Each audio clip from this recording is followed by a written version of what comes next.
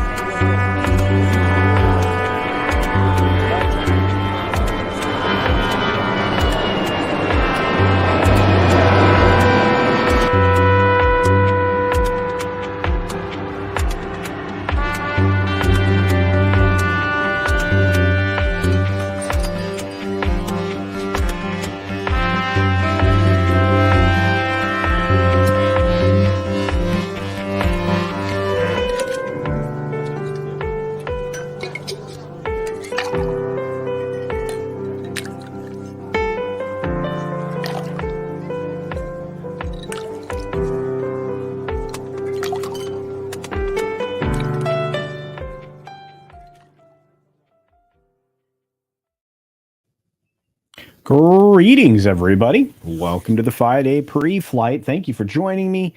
I was 30 seconds late in starting the stream. I'm sorry.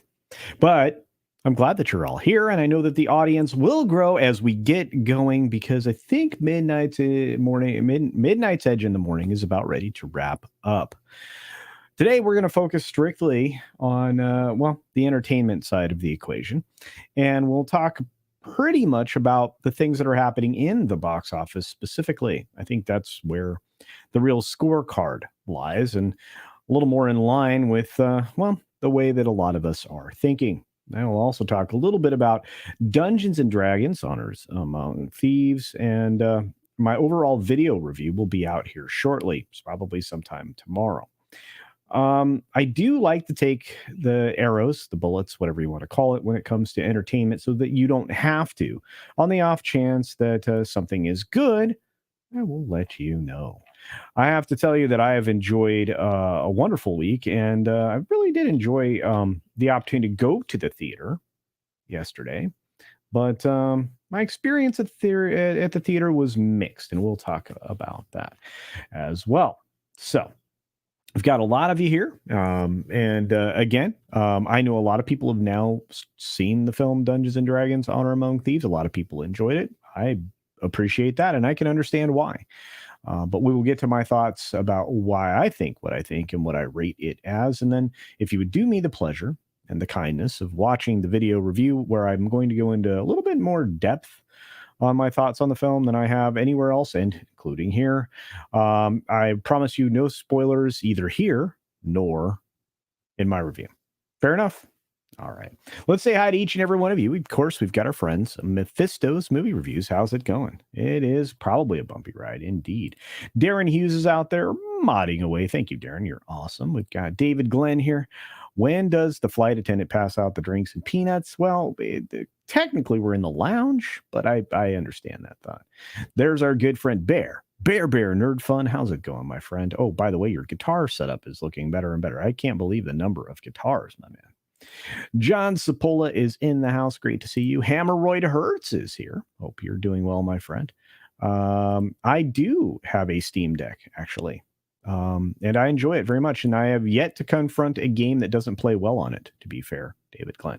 I've enjoyed playing Cyberpunk 2077 on it and Hogwarts Legacy. I've also had the opportunity to use it to play, RTS games, things like Civilization and stuff like that. So far, it always works. But I've been enjoying it so far. Let's just put it that way. When you search for Steam Deck compatibility, all you get is how EA games won't run because of their anti-piracy code in their games. I think they circumvented that. Somebody to reach out to on that specific concern would be our good friend Low Spec Linux Laptop, and how to circumnavigate a lot of that stuff. So do not fry bacon naked. That is true. Let's see. The Red Ranger is here. Says, "Hey, I've got a great joke about construction, but I'm still working on it." Well, thank you for that. Let's see. E. Clay Thomas is here. Good to see you, my friend. Thank you very much for all you do. We've got Dragon Master 360 out there and Grifting with Grimace. Let's see who else popped in the door. Oh, there's Wide Destroyer 3466V and Fat Elvis, who is smashing thumbs. You should do the same. The one that points up, of course. Thumbs up. That's right. Like the stream, please. Let's see. Mutant Bamhammer is here. Says, what Mutant Bamhammer says. Usually it's Oyo, all my boyos. But there's that. Yeknomano is here. Greetings to you. And again, yes, all my mods. What a wonderful crew keeping us safe from bots and ne'er-do-wells, which I appreciate. Dr. Gillingstein, hello. Hello to you. We've got Scott Cook out there today. Looks like Jillian's here. Greetings, dear. Hope you're doing well. Thanks for being here and for your support of so many channels, Jillian. Don't think we don't notice, and we do appreciate it. Elizabeth Young is here. She's saying hi. You were not late. I was 30 seconds late, so man, I'm in trouble. We're 7 minutes into the show. I'm still saying hi, so everything's fine. Got Jason out there, Sci-Fi for Me TV. He's been doing great stuff on his channel, and he and I disagree on D&D. So there's that. Story Man Jack. Talk about a guy that actually makes content by making and creating stories and putting music to them, the whole 9 yards. This is a very talented man. He is very much undersubbed. So if you like listening to great stories, check out Storyman Jack's channel. Excellent for driving, believe it or not. Just wonderful, wonderful audio presentation. Channel Surface here. Thank you for the admiration thrown at the intro. I like it too. Jeremy Turner is here again. Great to see you. There's Daryl. How you doing, buddy? Got to drag your butt into a Sunday late night stream. I hope you're doing well, guy. I really do. Hey, C4 family is here. Great to see you. And Midnight's Edge in the Morning Raid. Well, great. Thanks for bringing some folks over here. Mr. Butt Crack Media is here. Hope you're doing well. Hope you're doing well. Blackia is here. Great to see you. And there's Michael Gonzalez. Yeah, and YouTube culture, I guess. Hey, it's okay. We don't always have to agree, right, Michael? Thank you for your support. And again, I promise in the review video that I do, I mean, I'll try to make my points more clear when it comes to the things that I think were disconnected in the film overall. So we've got Read by Nature there. It's great to see you. Grimstorm is here as well. Let's see who else. A lot of people, like I said, I'm not going to discourage you from going to see the D&D film. I just won't. I'll give you my rating and my reasoning why. And if you want to go see it, go see it. I'm not going to discourage anybody from checking out something they are genuinely interested in. But I hope you guys realize that. Yeah, I'm going to have to get this to somebody I know that will actually be able to digest this better than I can. But yeah, the Twitter algorithm has been released on GitHub. So good luck with that, trying to figure that out. There's Captain Fandom Nerd. Good to see him. Hey, there's Evil Ramen. If I smell any woke in a production, I stay away. Well, there's some. Again, it's not terribly overt. We'll get to it in a minute. I promise. Yeah, we talk about some stuff because there's stuff that's deceased, and it's sad. It is. There's AJ. What's up, AJ? AJ Speaks is here.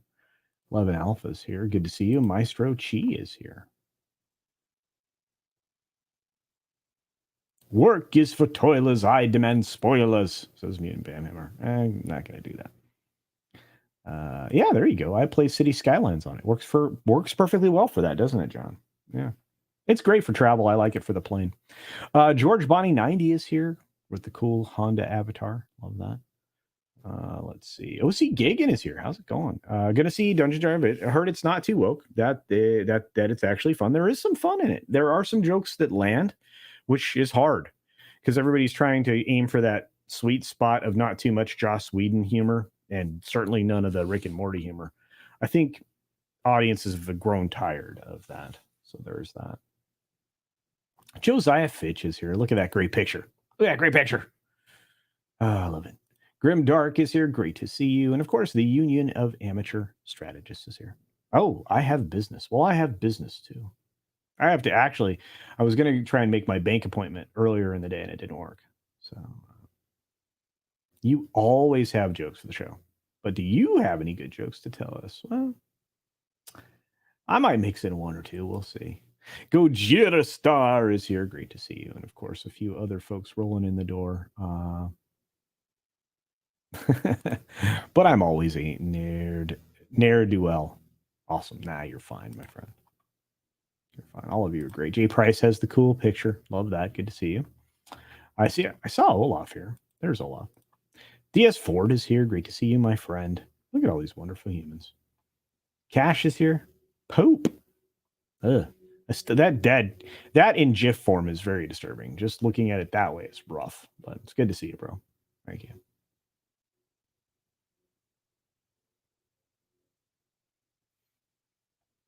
Nearsighted Cyclops is here. Great to see you. Hey, there's Dexter Morgan again. I heard it is actually set in Forgotten Realms, about dang time.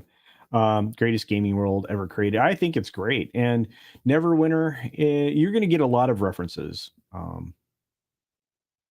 The Underdark and all kinds of other stuff is featured here. Some of the jokes you've seen in the trailer, there are things that are out of place. Let's just say that. But it is what it is. Let's see.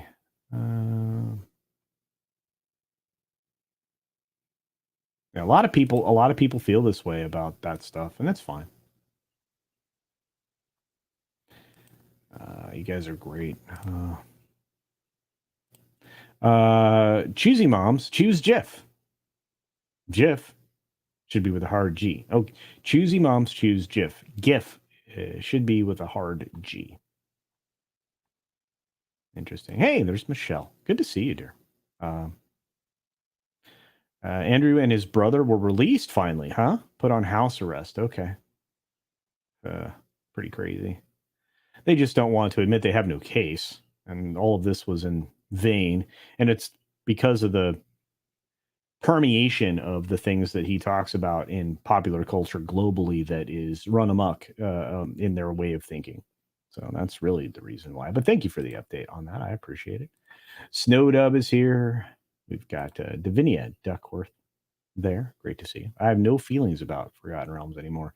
I'm just pissed off at WotC for doing what they did to TSR and just destroying Dungeons and Dragons and then double destroying it with the gaming license thing they tried to revise. Not a fan. They reference Baldur's Gate, by the way. Just so you know.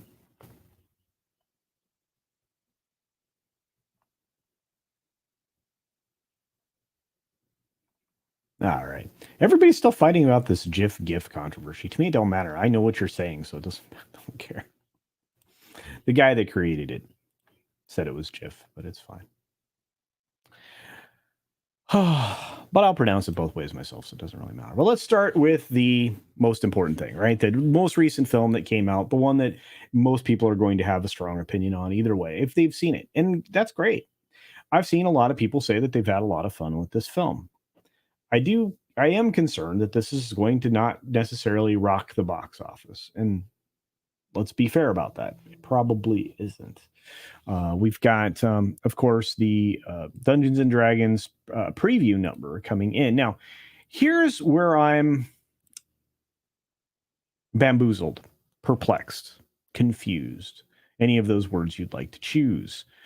How is it that this thing got an early screening that was available so that people could drop early reviews, verified early reviews as audience members on Rotten Tomatoes? Well, those came about because of Amazon, and there were a significant number of them. But even with that significant number of those particular showings, how are we only sitting at $5.6 million worth of previews with a global box office preview number of 5,692,473? How is that possible? Where is that coming from? Why is this not higher? Something we got to talk about. But let's talk about this first. We've got Snowdub here, less than 50 subs away from 2K. Yay for puppets. Indeed. In fact, if you're not currently subscribed to Snowdub, thank you for the $2 super chat, my friend. You should check him out. And you know what? One puppet deserves another. So, Snowdub, you need to make me some super chat things, dude.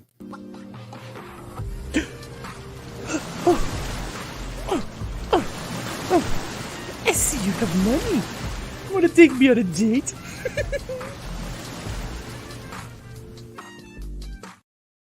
See, I even played the long one for you. Anyway, I love you, man. Good to see you, and I can't wait to hang out with you soon. Pretty awesome. The percentage, there is a percentage of the audience for D&D that are protesting the movie. This is true. And are not going to show up because of the actions of WotC back in January. And I don't blame them at all. Ironcaster, 100% right on the nose with that. You're going to see it until the OGL. Yeah, that's what I said. Like the licensing, yeah, it's garbage. Garbage. I just played your clip. You need to make me some clips. Anyway, sorry. Private joke there. So $5.6 million on a preview. Not the best numbers in the world. These are all the numbers behind it. All of that. I don't know how you get a keyword. Some of the keywords in this are dumb. But the box office compared to other films, we won't have any comparison yet. It's not rocking the box by any means. It's opening preview. It's 6,200. That's not good. But again, this is a preview. I just don't know where the theatrical numbers are from those early showings. And if those are included in here, then it's even more dismal than you could imagine. I think somebody is trying to say that this is going to track right at 35 million and beat out John Wick. Not sure that's true. I really am not. We'll look at the previews for this weekend going into it, or excuse me, the projections, I should say. And again, I've seen the film, so I have some opinions here. But, you know, they're sticking their weekend ranges at 32 to 42 million. That's somewhat optimistic, I think. Sticking it right at 35 million is probably closer to the truth, but I still think that's optimistic. They think that it's going to overperform John Wick, which has got a lot of positive word of mouth. This film has mixed word of mouth right now. I am not sharing the right screen. You guys are like, what are you talking about? We'll try that again. There we go. These are the projections for the film. Okay, so we'll try that again.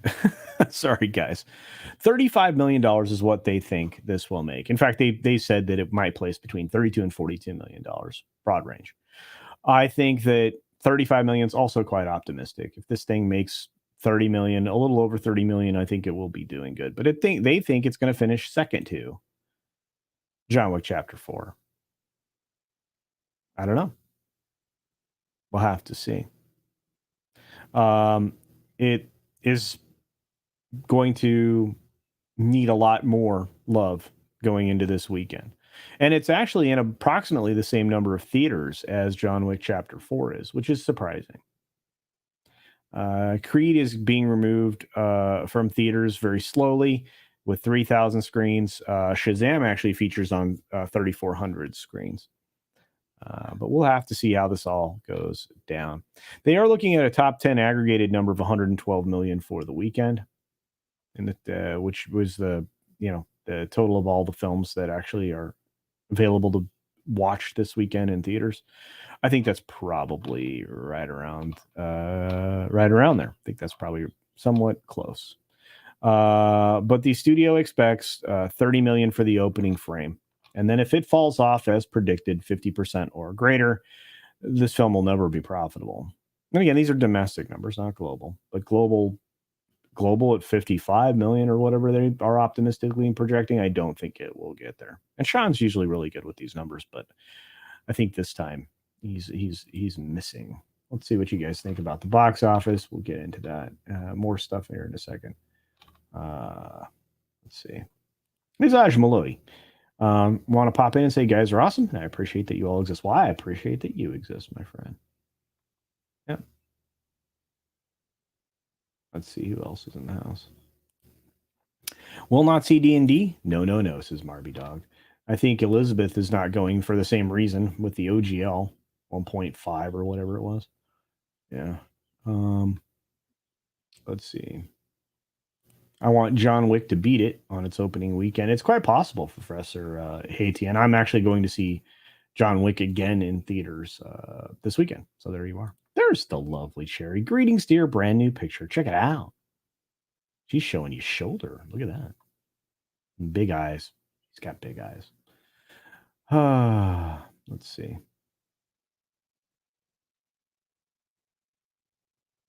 Oh, wow. Darren Hughes says, my brother had a lawsuit against Watsy years ago because he stole his program, a character creator. That's crazy. Wow. Hope he won. How many preview shows were offered by Amazon? The website does not indicate. There were several, according to many. I mean, I've actually been seeing more test screenings in my preferred theater and have been getting invited more frequently to those. I would imagine it probably hit 1,000 screens early, maybe 1,200. I could be wrong. That's a complete guess on my part, but it's an educated one. You usually get regional test screenings for things, but this was broader than that. Tom had one near him that he could have gone to. That's Wisconsin. It is what it is. But we'll have to see. We'll have to see how that finishes up. Baldur's Gate 3 is due out on August 23rd, 2023. Think high fantasy family like D&D is still more a niche product, says Scott Cook. It's hard to sell to normies. I don't. That might be some of it too. As to why they don't believe it's going to perform very well. Yeah. A good family movie is a good family movie, and this only has one weekend to figure itself out. Because in just a handful of days, let's see how many? 5 Super Mario's out. And I'll be giving you a review on that as well. Jason says, it's going to finish second. This is the weekend to do it because Mario hits next weekend. Exactly. That was my point just now. Jason, you beat me to it. Yeah, OGL did affect more people than WotC counted on, indeed. And when I say WotC, in that stands for Wizards of the Coast. Those are the people that created the card game that went out and bought everybody else. That would be Magic the Gathering. It's the primary revenue source for a long time. 59% drop for Wick seems high. I think so. I think that is a little high. Creed 3 is already on streaming. That's true, 11 Alpha. Indeed. We'll have to see how that goes. And Victor Fontaine says 3 million more for John Wick and 3 million less for D&D is very possible. I agree with you, sir. Indeed.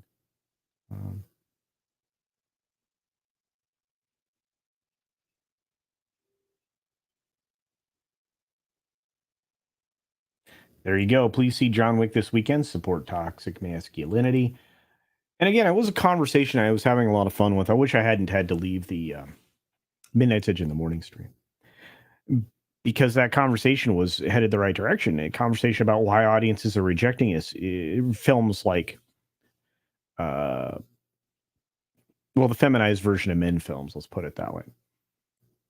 And a lot of that is because while people may not be able to put a finger on it or to understand why they really didn't enjoy something, they now understand all the telltale signs for films that they don't probably or may not probably enjoy, which is going to be a real problem for Hollywood going forward. It is only if people look, you can make all of the propaganda films you want in the world, but if people aren't consuming them, what's the point? You're wasting a ton of money. They spent $150 million on this. Hasbro is desperately trying to make E1, and I know I've said this before, but I'll say it again. A something that might interest somebody to purchase it because they're trying to sell off E1. They have been for over a year now. And they've been working with different studio partners and distributors, and everything's coming up yuck for them. They don't need more yuck. They need this thing to be popular. And of course, this thing was promoted as a Hasbro film or whatnot, but it came straight out of the E1 playbook. We'll have to see. I'll have to see.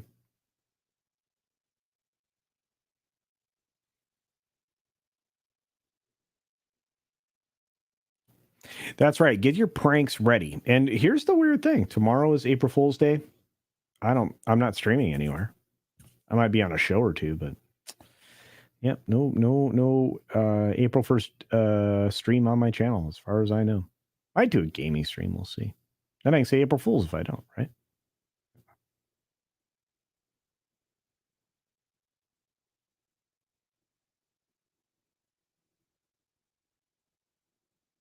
Hey, MTAC Shark is here. Great to see you. CultureCasino. I think there were at least 2 general audience screenings in addition to the screening, press screening. Is that all? I thought there were more than that. I thought there were multiple theaters spread throughout the country that were doing the Amazon screening. Are you talking about regionally? Yeah, I need that broken down further, Jason. So.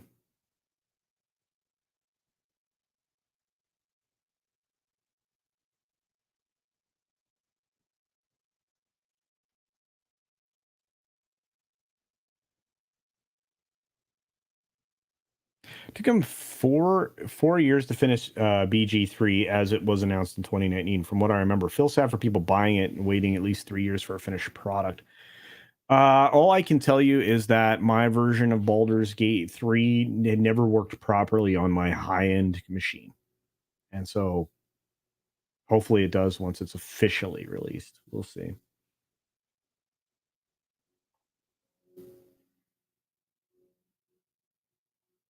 Josiah Fitch says 6 out of 10 for John Wick. I can appreciate why your reasoning is good. The script could have been punched up a little bit. I think more of that was about editing out some time.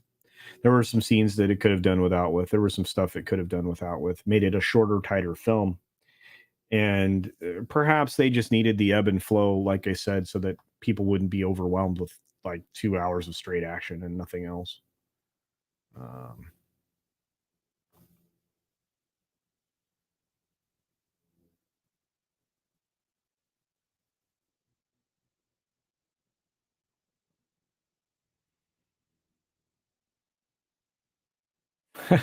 Tyranny says 75% of the percentages you hear on the internet are made up. That's right. Let's see. Oh, E1 Entertainment is the film and television brand for Hasbro. They're a studio for producing things. Notoriously, obviously, this film, but also I believe they were working in conjunction with Sony for The Woman King, a few other things. In fact, I think I've seen 2 E1 films in the last couple of months. So, yeah. Holy cow, it's Elizabeth Young's birthday, everybody. Let's wish Elizabeth Young a happy birthday, shall we? I might even sing. Bad Tom's not here, so you'll have to settle for me. Let's see.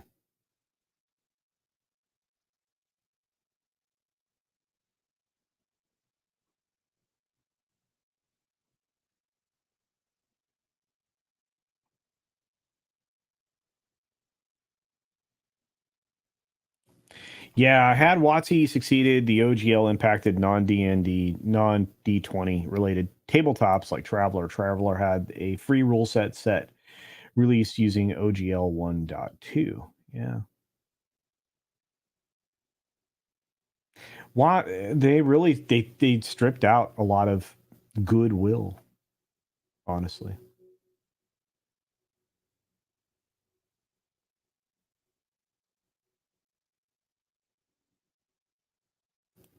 You got the Amazon ones. I got emails for at least 2. Don't know how many beyond that they had. I know that those were available nationally at 1 or 2 theaters in a given megapolis, metro area, whatever you want to call it. So, yeah.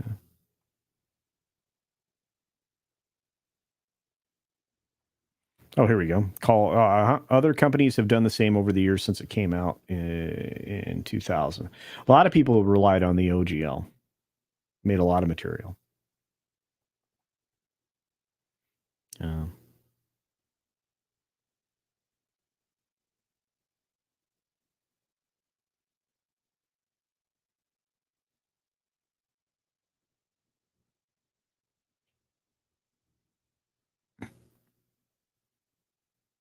I still haven't had a chance to see the movie Devotion, but it is queued up as a watch for me. So as soon as I get to my TV room to sit down and have 2 hours, I will watch it. I hear that's an excellent performance by Jonathan Majors, who we will maybe get to talk about today. True story. I'm going to sing for my friend Elizabeth Young. You guys will just have to suffer. Happy birthday to you. Happy birthday to you. Happy birthday, dear Elizabeth. Happy birthday to you.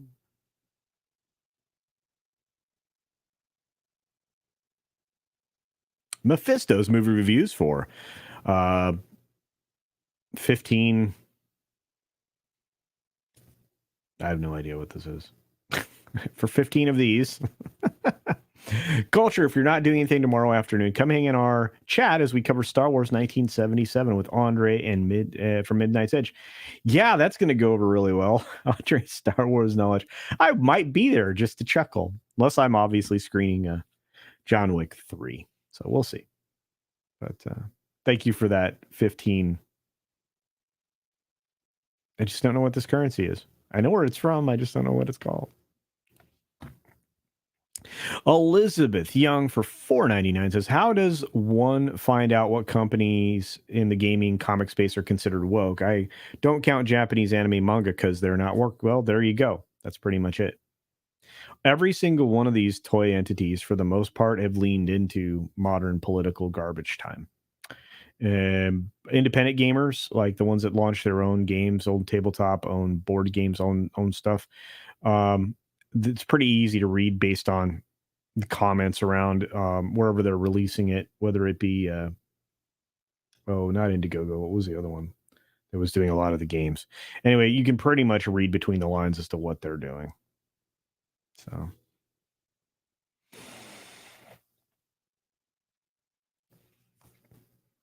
I tried to highlight something. There we go. Olaf Vanes. There we go. Happy birthday, my EBN friend. That's right. Echo Based Network for €2. There you go. And thank you once again. Can't believe you're sending me a super chat on your birthday, Elizabeth. Yeah. Feliz cumpleaños, says 11 Alpha. There you go.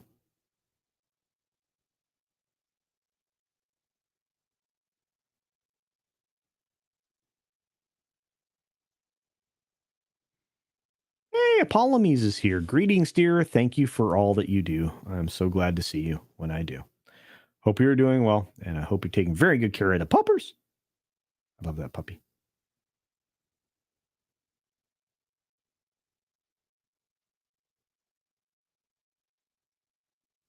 Look at all these birthday wishes. You guys are class acts. Look at that. Hemorrhoid Hurt says, John Wick is the only movie my daughter has asked to see in the last 12 months. That's crazy. Looks pretty good, though. And according to Mephisto, they're called shekels. Well, there you go. 15 shekels. Very good. I'll try to remember that. Hey, why didn't you sing for me, Culture? Was I on my own show? I tell you what, I'll do it for you right now, Sandra Hummerslaw. I think I did, though. I've sung a couple of birthday wishes this last few days. Happy birthday to you. Happy birthday to you. Happy birthday, dear Sandra Hummerslaw. Happy birthday to you. There you go. I don't mind singing. Just usually when people unsubscribe, leave my channel, leave the stream.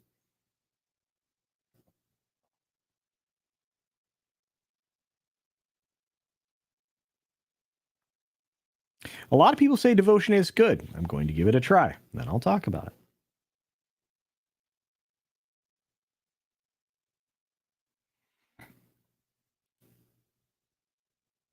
Manny Koto to do the Romulan War. That was what season 5 of Enterprise was going to tackle. That would bring in fans. I agree with you, Y Destroyer 3466V. You are correct. There it is, Kickstarter. Yeah, you can get a lot of board games, or at least that was one of the ways you could back board games rather easily. So do check that out. So,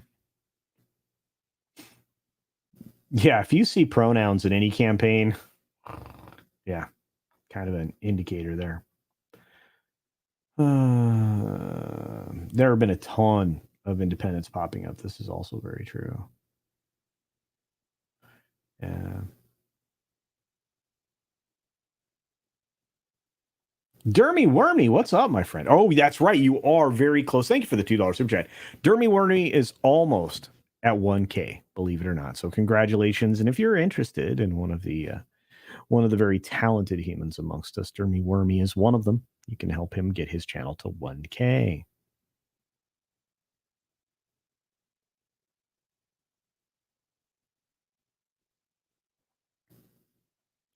Oh, you're driving through dust storms in Colorado. Yikes. Hey, it's difficult to drive a big rig in windy conditions. So be very safe. Thank you for being here on the show listening. You guys are great. I love the tabletop conversation in the chat. You guys are on fire. Elizabeth Young for another $4.99 says, "Well, tomorrow is my birthday, but it's my new friends that get the prezzies." Well, thank you. My one present to myself I got was my Steam Deck. Excellent. Need to set it up still. I think you will enjoy it. I keep saying this to everybody. It's a very capable platform. What I do wish though is that the battery life was longer. Now I do ask a lot of it, a lot of tasking things, but when I travel, I carry around a large portable battery pack and it takes care of that. So there you are.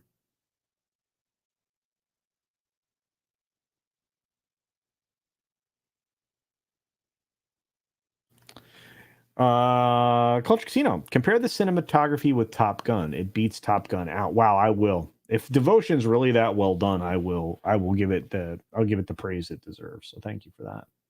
Hey, Dave G Sound is here. Great to see you. Grift mode activated. I interviewed Manny Koto about that very thing a while back on Deep Space Mines. That's right. You can check out all of the previous streams over on Sci-Fi from ETV with amazing guests that you probably haven't seen on a lot of other channels that are very well placed and very, very well informed, and sometimes some real superstars. So check out Jason's channel, everybody. There you go. There's Rob Altus in the chat.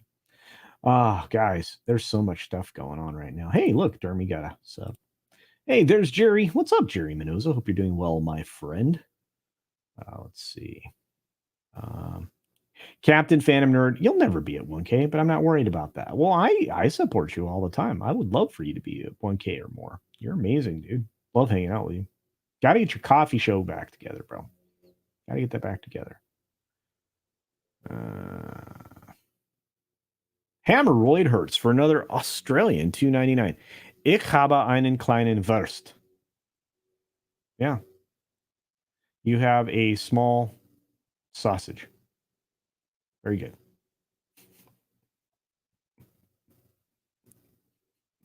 Somebody knows I speak German. Just a little German now. I used to be very close to fluent. Now it's, here and there. It's funny. Every time I see Battletech Box on Razorfist channel, it gives me nostalgia vibes. Actually, I know somebody who's playing a game right now as we speak. Not me, but I know somebody who's doing it at this very moment. It's happening. It's happening. So there you are. Hey, there's the very talented Andy Masterson. I think he's showing off some toys in a stream that's very soon over on Comics Division's channel, if I'm not mistaken. So, very talented man. Very nice man. Hey, Radioactive is here. What's going on? Keep up the grind, Jerry. It's worth it. I can't believe the day I had 4 subscribers, I was jumping up and down because I'm like, wow, that's cool.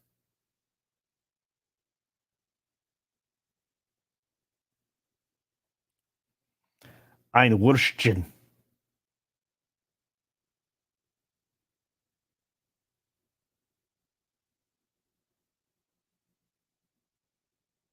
I'm reading through all your comments. You guys are great. I got to get to some more stuff. Sorry. We can chat back and forth in the chat all the time. Oh, what else do we got here? So let's look at the box office for John Wick just as a measure, because this is again, these are always measuring contests between films. John Wick Chapter 4 right now is sitting at $154 million at the box office. Not bad at all. They spent $100 million making this film. They spent about $50 million to $100 million advertising this film. This has a long way to go to become profitable, but I think this weekend's box office, amongst some other things, will get it there. So I'm willing to say that if they spent under $200 million and this gets somewhere in the neighborhood of $400 million, they're going to be in pretty good shape. Very close.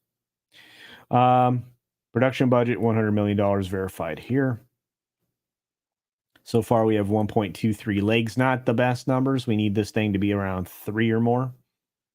But overall, pretty fun. It did retain a large number of screens through the weekend. Unfortunately, it's performing on the bottom side of the cone of happiness.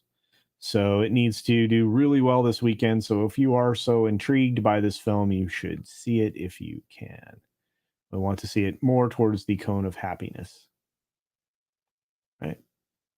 Anyway, for what it's worth. But not bad. Not bad. The biggest problem for all of these films, of course, is going to be what's coming up. And what's coming up is going to be a monster. This film is going to make $1 billion. And it likely will have me in the theaters more than once, maybe 2 or 3 times with different groups of humans. Of course, I'm referring to the only guaranteed financial success this year, the Super Mario Brothers film. Nothing but positive feedback from this all around. Nothing but excitement, genuine, organic excitement. And I think that it can't be argued that this is going to do very, very well. I think a lot of people would agree with the common nerd here. Hey, Jess. $1 billion. That's right. Hey, Grifton with Grimace. Have a great night. Thank you for being here. Enjoy some rest. Perth. My goodness. You guys are incredible. Those of you that support me from around the globe, I really appreciate it. There's a scapegoat. Robert Williams is here. Love that icon. I say that every time. Holy cow, it's Man of War 665, the neighbor of the beast. That's right, brother. Hope I get to see you soon, man. You and your wife are cool humans.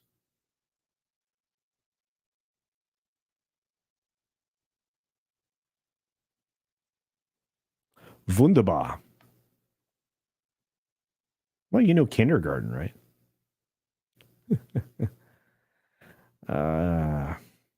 Yep. I already bought 3 tickets for me and my kids, says Mephisto's Movie Reviews. That's right. Got to go. Got to go. Dr. Martin Van Nostrand says No Way Home was a post-pandemic anomaly. It grossed a lot for the member berries and cameos, and it also created a little bit of interest in Doctor Strange Mom. That's Multiverse of Madness, by the way, but it's basically Mom. Yeah, because I don't think that film would have performed as well without a lead-in from No Way Home. So, Siege Perilous, great to see you. I think I said hi to Sean Estep. What's up, bud?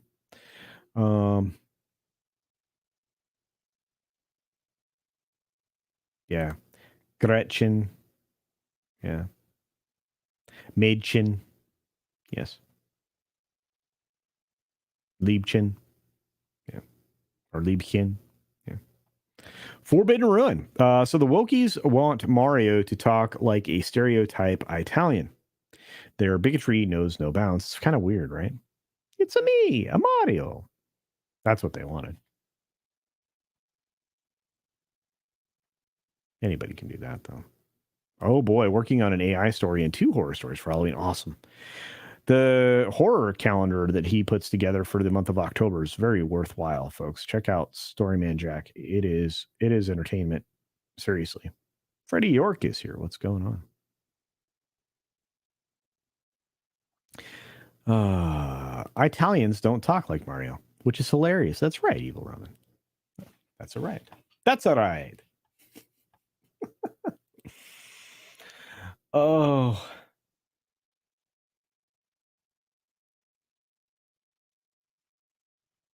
Look, there's a handful of films we know are going to do well. Guardians of the Galaxy. That one's going to do very, very well. That one is May 5th, a month away from Mario Brothers, which is April 5th. That one's going to make $1 billion. It's the last opportunity for Disney to make $1 billion with Marvel based on their current product and their declared releases, although that's being reworked, we know. Would it surprise anybody if Guardians of the Galaxy 3 doesn't make $1 billion? I think that's a viable question. I think people are putting way too much faith in Spider-Man Across the Spider-Verse, which releases on June 2nd. I don't think that's going to be anything extraordinary. But I think Mission Impossible Dead Reckoning Part 1. That's going to make $1 billion or darn close. Holy cow, I think I just saw. There's Chris Fisk. What's up, man? Good to see you.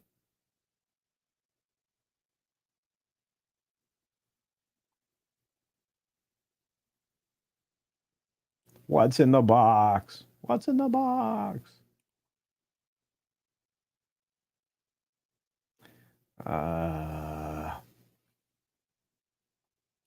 Looking forward to the High Evolutionary. I just hope they do it properly. I think it'll be cool, Evil Ramen. What I'm interested in is if this is a great final frame. I hope it is. Hope we deserve it. So do they. It'll be nice for Gunn to close out on a high note and make Disney look foolish for not keeping him in place somehow. Hey, Jaffo, good to see you. We have a Zombie Box Review sending me a member chat saying, hail Culture Casino and chat. Well, hail to you, my friend.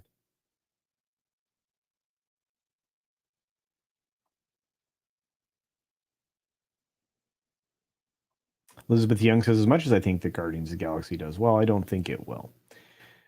We'll have to see.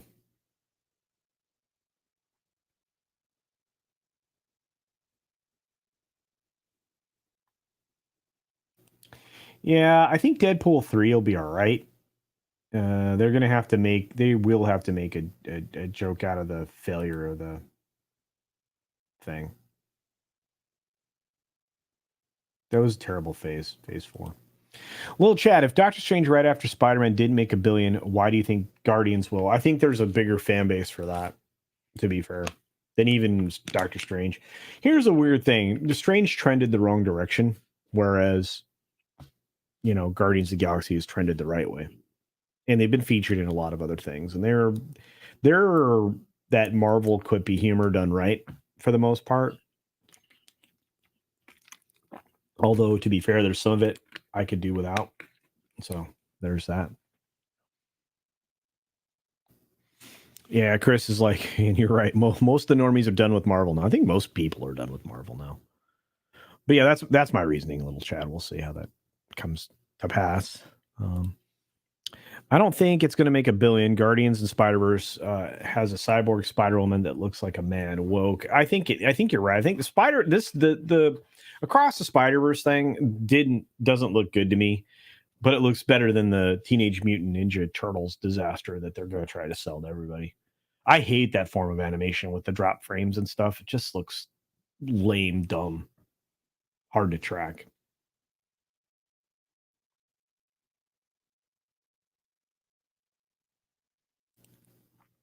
I highly doubt GOT Guardians of the Galaxy 3 will make $1 billion. Okay, there's a lot of people on record for this. Yeah, there's not a lot of buzz. I think you guys are right. Like I said, would it surprise anybody if it didn't make $1 billion though? And I'll frame it the same way I've been framing it all along. I think it's their best chance to make $1 billion. What else is out there? People are not super stoked for the future with War Machine and any kind of Armor Wars tie-ins or any of that. People aren't super stoked about, new Black Widow. People aren't stoked about, I mean, you name it. You on a Kate Bishop. I mean, they really were headed rapidly towards this idea of the A Force, and the audiences have been rejecting it since they, have been trying to force it. It's just the way it is. You really think it won't make $1 billion? I think it'll easily make under 800 million, 850. We'll see. It's already got more buzz than almost anything else I've talked about. And you're right, they haven't historically made huge box office, but with inflation, if they keep the same audience, we'll see. We'll see.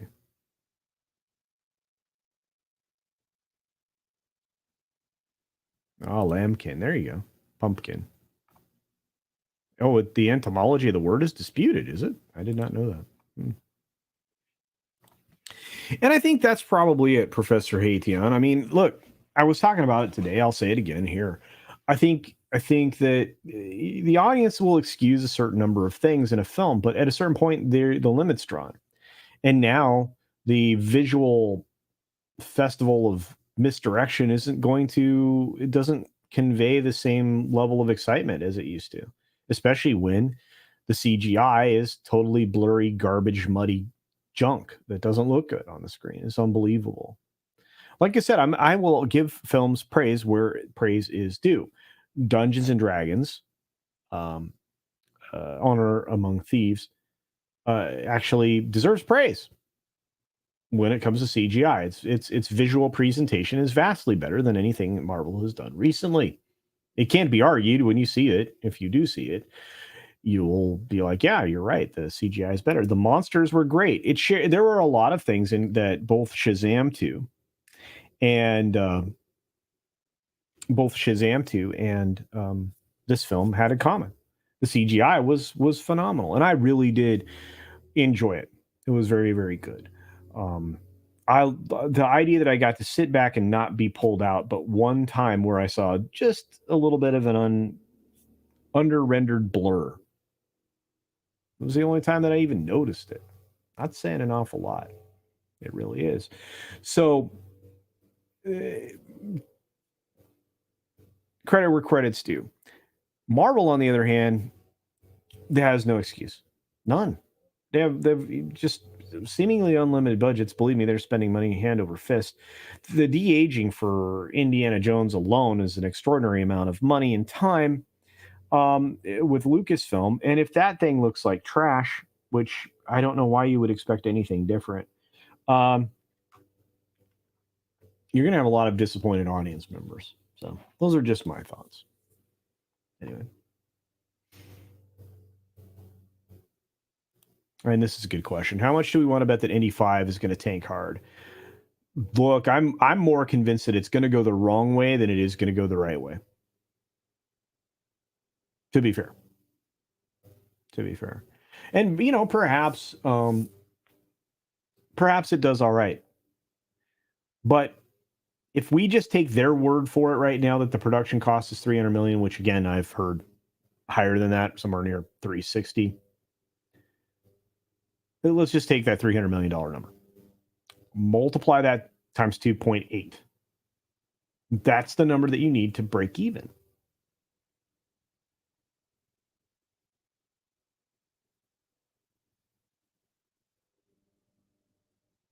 $800 million?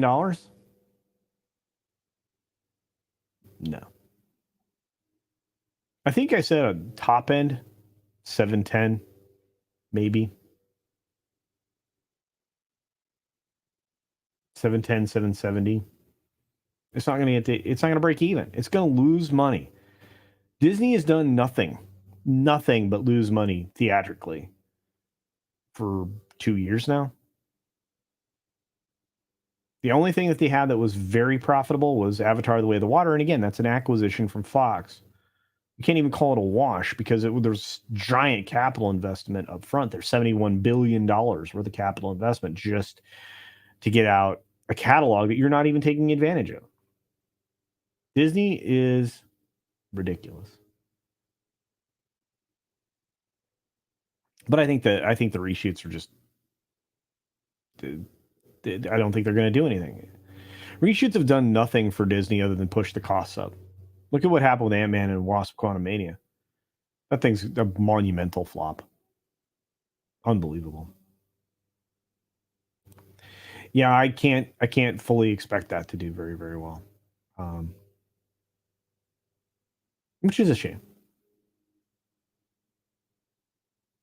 Davinia asks, are they going to get rid of Harrison Ford and replace him with Phoebe Waller-Bridge? If they do that, they've lost generations of audience at that point. Let's be fair. Disney has accomplished their goals, at least with Lucasfilm. Their stated goals. And this is, again, the goals that were stated by Kathleen Kennedy herself. They're going to get rid of 50-year-old men. Well, rewind the clock a little bit. How many years ago was that? It was a while ago. Mid-2000s or mid-2010s, I should say. They accomplished that.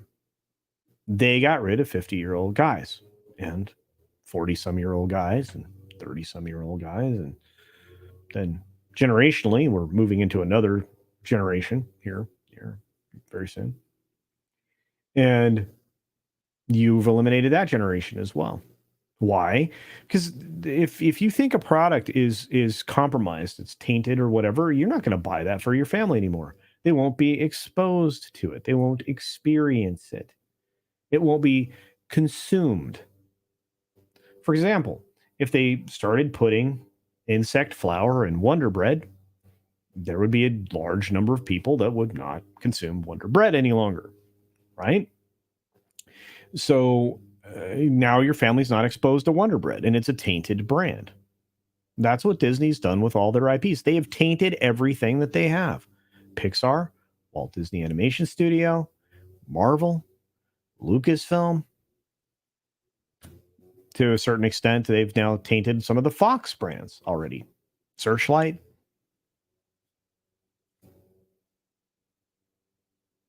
'20th Century Studios or whatever they changed the name to. Sorry. You've wrecked the thing that you were trying to propagandize with. Seriously. If they really do this, the exchange of the hat between Harrison Ford and Phoebe Waller-Bridge and lie about it, that's going to be awful. Got a wonderful member here with a member chat. My good friend, Manowar665, neighbor of the beast, somebody who teases me incessantly when we get together. If impulse control is an issue when it comes to D&D movie, may I ask Pirate, on bargain stream or physical? WotC has yet a final lesson to learn. I think a lot of people are going to be looking outside of the country for viewership of this film, only to probably pause it within the first 30 minutes and try to weigh whether or not they'll finish it. I thought it was rather extraordinary for Andre today to admit on the stream early on that he not only was excited for the film, he was willing to walk out within the first half an hour because of how poorly it was going. So, if that suffices as an answer, my friend, I don't know. Would I blame anybody who went looking for it outside of the United States? No. Now, if somebody wanted to get on the high seas and go out for a sail about, I don't know. I never advocate for anything that's illegal, but I know people do it.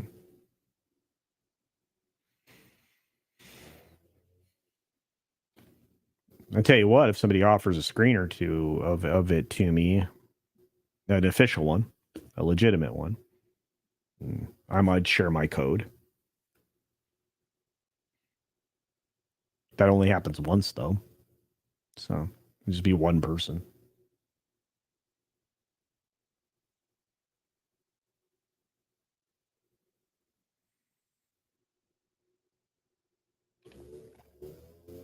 Hey, Lord Thoth is here. Greetings. Greetings. Sorry, guys. I sound a little down today. I'm not. I'm pretty stoked, to be honest with you.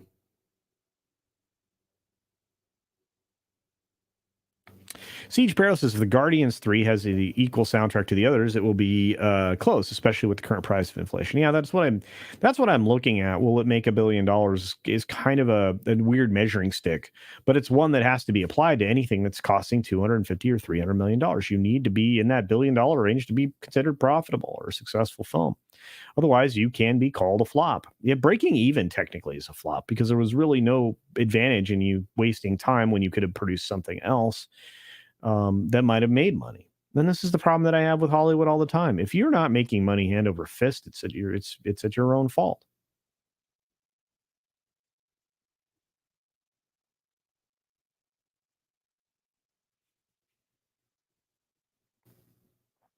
So I think if the soundtrack's good, which it will be, I think it gets close, if not breaks it. So Chris Fisk, Tom Cruise saved Hollywood. No arguments there. Hey, there's Frankie. What's up, Frankie?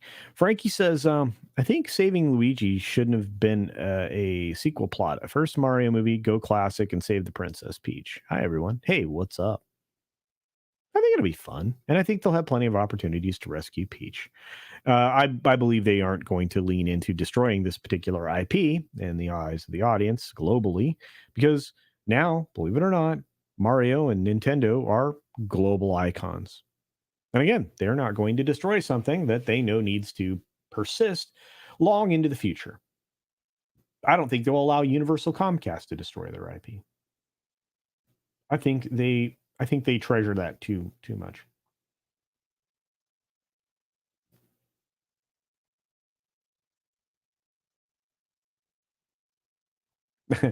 Hemorrhoid Hurt says very spoiled animals indeed. There you go. I like Daredevil. I'm not going to watch the new show. Nobody. I think people are tapped out on a lot of these Disney Plus shows. I mean, you can see it in the ratings and in the viewership numbers. The substantial decline in Mandalorian season 3 is not without note. It is terrible, terrible indeed. Oh wow, Jason's here. Hang on, folks. Hang on a second. Hang on. You guys are talking. Oh wow, I'm really far behind. I'm so sorry, folks.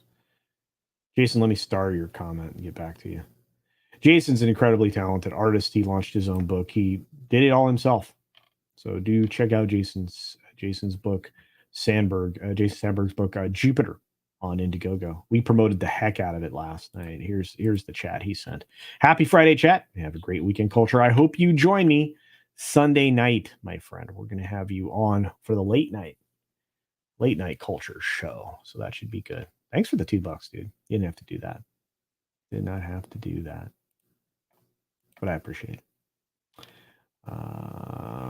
We got another super come in. Good gravy, you guys. Very, very, very generous today.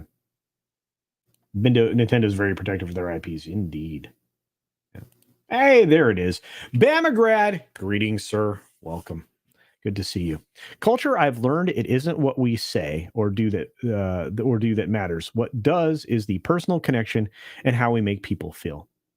That said, I'll continue to watch the 6-minute daily, no matter what time it's on. Capiche? Capiche. I understand, sir. I think I'm going to leave it where it is for now. We'll see what the numbers look like. You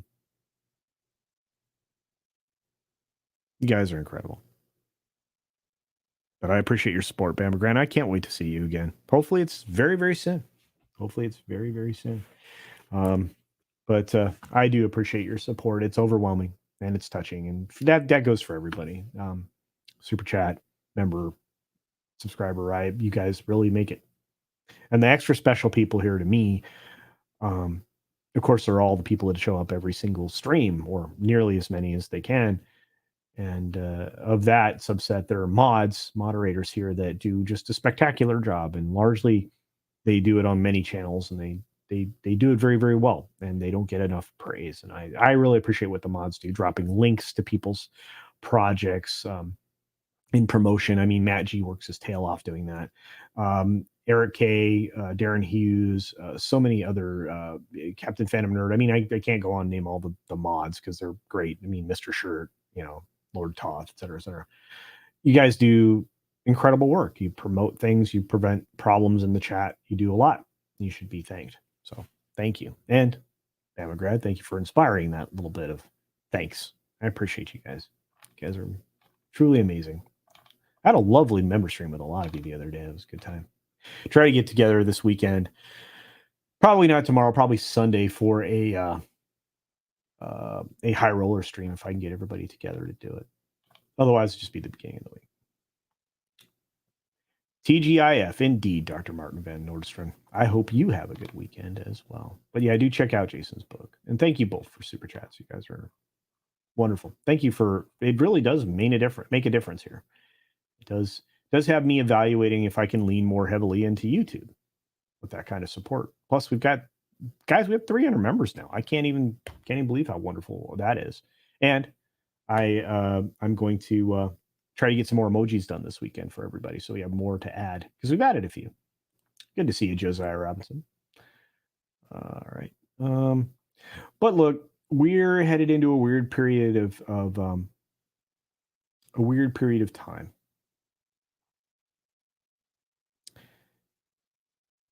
And when it comes to what's going to be successful and what's not, it's pretty easy to predict. The audience has good instincts. People are rejecting things that are bad for Hollywood. They're rejecting things because they're figuring it out. Well, like I said, whether or not they know it or not, they're figuring it out. They have no interest. You want to know what I think is going to be a shocking success story, and it's going to be strange and out of left field. But when it comes to the box office, I think you're going to see this film, Air, do really well at the box office. And not because it's Matt Damon and Ben Affleck and all these other names that are in it, which I think is great, by the way. I mean, it's really kind of nice. The people that are involved in this project, Chris Tucker and Viola Davis, and you got a Wayans in there, of course, and Jason Bateman is in it. But I think it's bigger than that. So, but it basically breaks down the entire story. And if you've seen the trailer, it's impressive. And this is going to be Amazon Studios' wide release on April 5th in companion to what's happening with Super Mario. Will this affect the Super Mario box office? A little bit. But I think this will have its own audience as well. But it is a rated R film, so it may not be able to perform as well financially as they would have hoped. That's one of the biggest problems with R films is they don't actually have the broadest appeal because some people still consider language an issue, which is why I don't curse on my channel very often. So, hey, what's up, Paranoid Android? You didn't miss a lot. We're just talking box office numbers.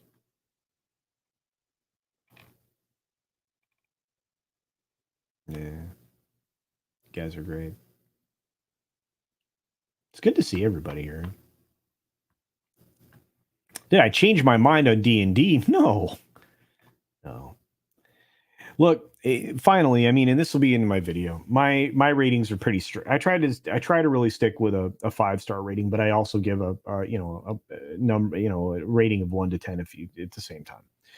It's 2. This film is a 2 of 5. D&D is a 2 of 5. To me, the story wasn't bad. The story was mostly good. It's the forced agenda stuff in there that bothers me, and I understand. I mean, Michael Gonzalez and many other folks here enjoyed some elements of the story that I thought were largely shelved. And I'm going to say this in the review video that you're going to see. I thought that the character development for Chris Pine's character was a straight line with a small speed bump at the end through a school zone. So it's a school zone, 50 miles an hour, and then a little speed bump. That's it. My opinion. Let's see. There you go. A lot of people waited for Friday Night Frolics with the infamous ruler of Earth and his sidekick. Harvey, we have people here killing time. Thank you for killing time with me before seeing FNT, which starts here pretty soon as well. And this is the truth. Chris Fisk comes across it rather easily. Korean cinema is eating Hollywood's lunch. Bollywood is stomping the once greatest export of movies and culture. You're not wrong. Yeah. All of the different things coming out of India cinematically are incredible for the most part. A lot of good stuff. Same thing with Korea. Same thing with many other international markets. They're making better stuff. It's a bunch of people praising a new German television show. I mean, there's better things out there. There really is. Katie Bears says, "I'm not rejecting anything Disney does woke wise because it makes for the best real live series on the internet." Well, thank you. Yeah, that's what we're for. Yep, 2 weeks before the Barbie movie, which I don't know how to predict. I think this is going to hit home with some people, and it is goofy fun. I know somebody who's seen it. They said it's going to be well liked, well received, and funny. We'll see. We'll see, David Glenn. We'll see. Matt Damon. There you go. Idea for a new video live stream series, Creator Chat, where you talk with the creators among us. Helps highlight their products, and it's also interesting to watch their progress. I'm all about doing that kind of thing, and I used to have a Sunday morning show called the Sunday Culture Review, where I would bring on guests that were creators of different kinds and other channels. I like doing that. The problem is I have to balance a little bit of my personal life on Sundays. So for obvious reasons. So I may be able to get back to doing that. It largely is going to depend on some other things schedule wise. I don't know that it'll be on Sundays. I kept trying to reboot it as an interview show with one person and a regular interview panel that rotates. But I may get back to that, Black. Yeah, you can see the previous Sunday Culture Reviews somewhere way back on the channel. So we had lots of creators. Southern Bell's excited for Super Mario Brothers, and so am I. SP4H is in the house. Great to see you. Which Wayans is in the Air movie? That is, I think it's Damon Wayans. Pretty sure. There's a lot of Wayanses out there in there, but I think it's going to be excuse me, it's Marlon Wayans. Anyway, yeah, it's Marlon Wayans. Yeah, you have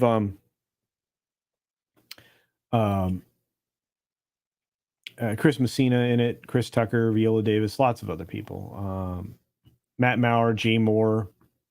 Jay Moore's coming back. That's interesting. You got some folks in here. Could be good. Hey, what's up, Christopher Dominguez? Good to see you.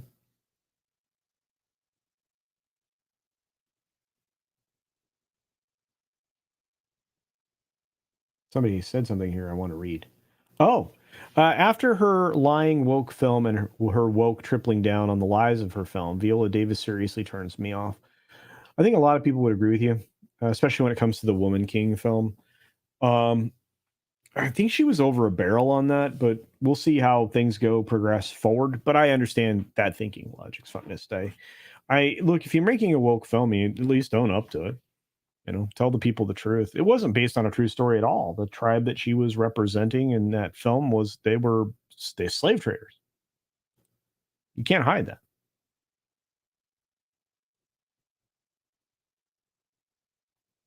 I think you're right, Grimstorm. I think production cost of movies is rather insane. I've been saying that for a while. They need mid-range films, and do you know who's doing those the best? Small studios like Lionsgate. Sony's been doing okay with them too. Paramount may have a pretty big winner on their hands here at some point because they keep the budget tight. Consider this: Universal, Comcast, as far as their animation films go, have been eating everybody's lunch at the box office, being hugely profitable, embarrassing Disney, embarrassing them. Did you rate Dungeons and Dragons 2 bags of popcorn? Well, 2 out of 5, Southern Belle. Again, there is look, I'll do it one more time. There is something there to enjoy in that film. There is. There really is. I enjoyed the story overall. I thought the story was good. I did not like the bad dad trope. I know that, the ending, one of the three endings in this film, because this is a film that suffers from we have too many endings. Um, there was something that could have been touching there. I think there was character role reversal, and I think that that is not serving the public's best interest, and it's being roundly rejected by the majority of the audience. So, if you're interested in only appealing to 10% of people, that's been a very bad strategy for the news organizations out there. So now you're fighting for the 1.2 million people that the other guy doesn't have, or that the other guy already has, and you're trying to get that. This is dumb. How about go for the entire audience and ignore the garbage? Kids are going to have to grow up, folks. Stop coddling them. Hey, Frankie Gnosis. Being of Italian background, I know a lot of people who speak broken English Mario talk. Capiche? There you go. I love you, Frankie. God, we got great. It's great to see all you guys. You don't even know. Nigeria is on fire right now? Literally? I have to look that up. Would it surprise me? No. What's happening in the world feels like scripted events at times. HM, what's up? Barbie's going to be a surprise hit? I think so. I mean, I talked to somebody I know that is like, this is going to be kind of out of the blue for people. All right. Okay. Saw a tweet about it and I was like, oh God, no. All right. I'll be looking into that after the stream.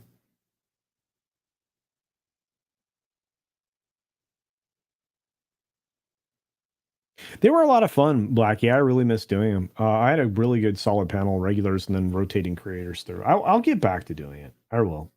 There's some people I know for a fact that have solicited me to do that. I'm going to have on the Sunday Culture Review, we're going to talk to Jason Sandberg, who, was featured on Comics Division over on Rumble last night. And we're going to promote the book Jupiter, which I have to tell you, looks amazing.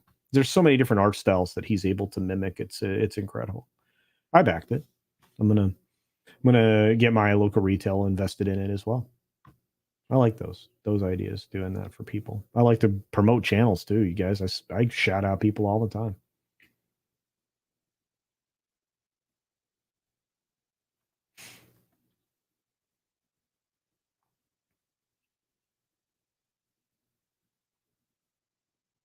Oh, I'm like, you're freaking me out, David Glenn. It's not literally on fire. It's Nigerian cinema. I wouldn't know about at all. But I'll have okay. I thought there was something serious going on. Like,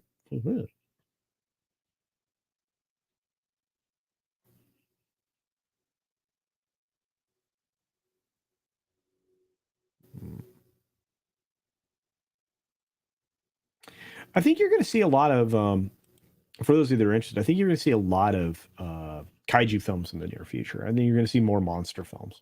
I think that's a good thing. I think Universal's really going to lean into that.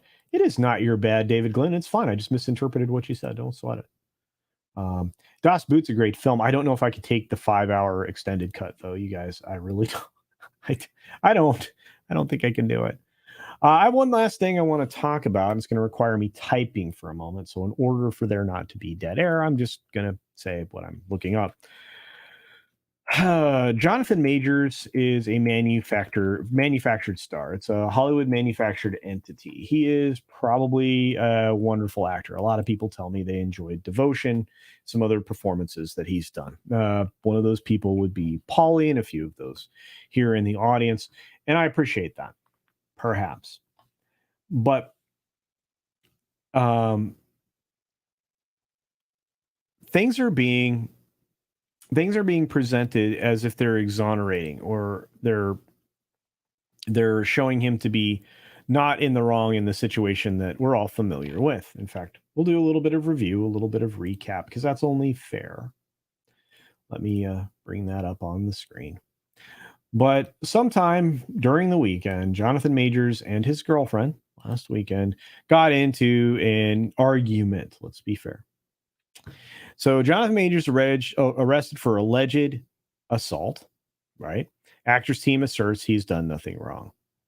So it was updated on the 26th. So the criminal defense attorney, Priya Chaudhry, she's very talented attorney, over, I believe, 40 criminal cases won, provided the following statement to IndieWire saying Jonathan Majors is completely innocent and is provably the victim of an altercation with a woman he knows, which we know is his girlfriend. We are quickly gathering and presenting evidence to the district attorney with the expectation that all charges will be dropped imminently. So far, that has not happened. In fact, it's worse because, they're moving to a trial date, May. The evidence includes video footage from the vehicle where the episode took place, witness testimony from the driver, and others who both saw and heard the episode, and most importantly, 2 written statements from the woman recanting these allegations. Okay. What are those written statements? Well, I will assume they are these text messages. Do I know that for sure? No. But these are the things that were presented via social media as basically a screenshot of text messages to and from her client. I guarantee you there's a lot of intertwined information that has been ripped out of here. But here we go. Please let me know you're okay when you get this. They assured me that you won't be charged. They said they had to arrest you as protocol when they saw the injuries on me and they knew we had a fight. I'm so angry that they did, and I'm sorry you're in this position. We'll make sure nothing happens about this. I told them it was my fault for trying to grab your phone. I only just got out of the hospital. Just call me when you're out. I love you.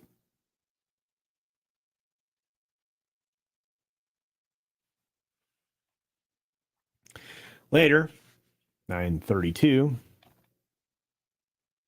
They just called again to check on me, and I reiterated how this was not an attack and they do not have my blessing on any charges being placed. You don't get to decide that.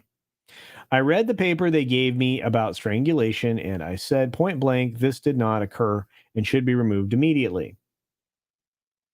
Interesting.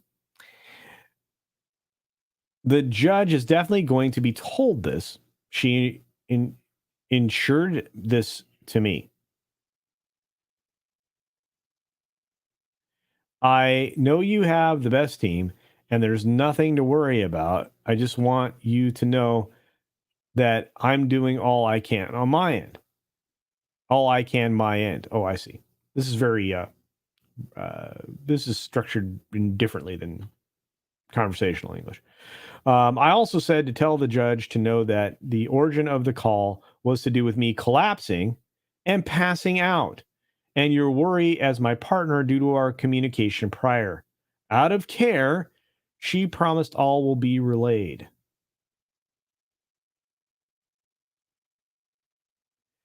This seems really broken.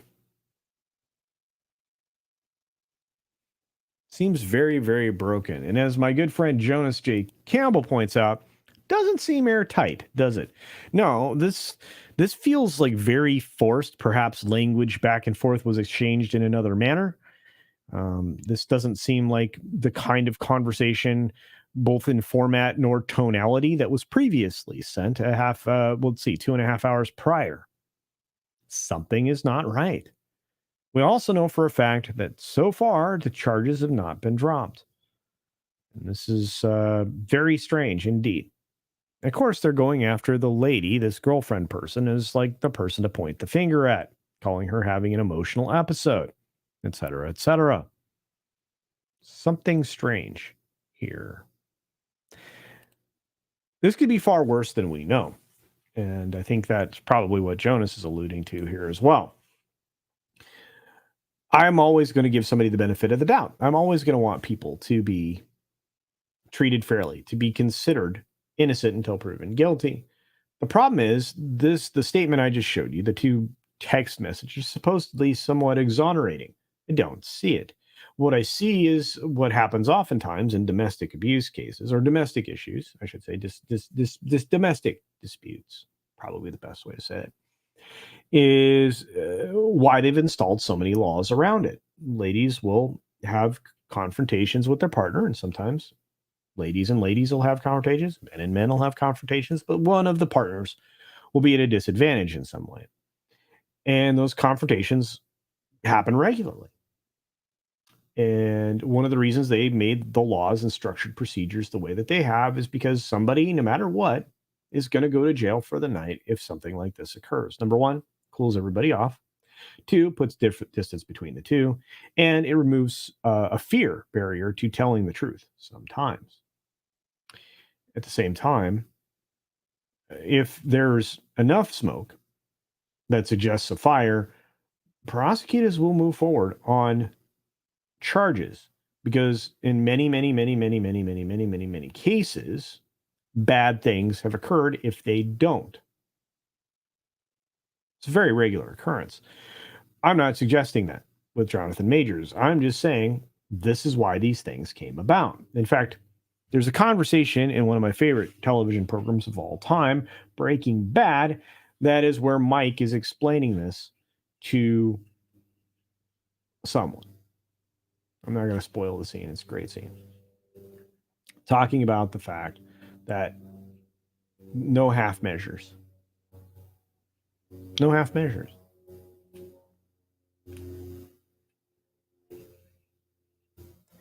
And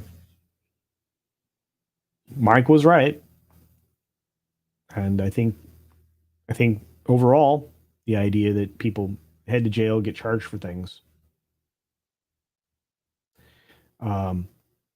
that's usually what happens. And Jason at Sci-Fi for Me TV says, does have that protocol. Most major metropolitan areas do.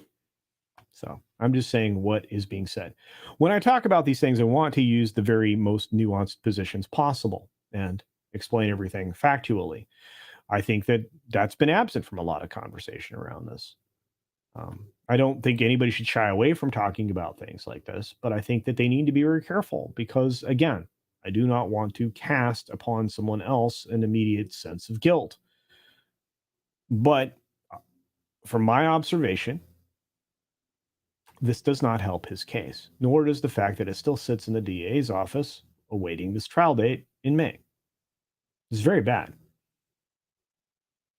I had a wonderful conversation with WDW Pro and a few others recently about this. In fact, I would check out Pro's video. Pro did a wonderful job with the video. In fact, if you're not subscribed to WDW Pro, I don't know why you wouldn't be. I also don't know why you wouldn't be subscribed to Jason and Jonas here, but they're all very talented people, very well credentialed, and they've been doing it for a long time. But when we have these conversations, we do try to keep it less hyperbolic, and I think that's really important. These are not easy things to talk about. They're not safe things to talk about. That's why we need to use care.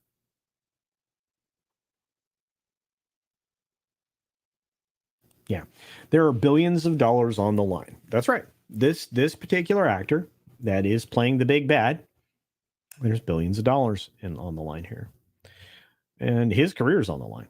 A lot of things are on the line here. We have to realize this is a man's reputation, and the last thing that we want to do is go on an attack for somebody who we have to presume is completely innocent for the time being.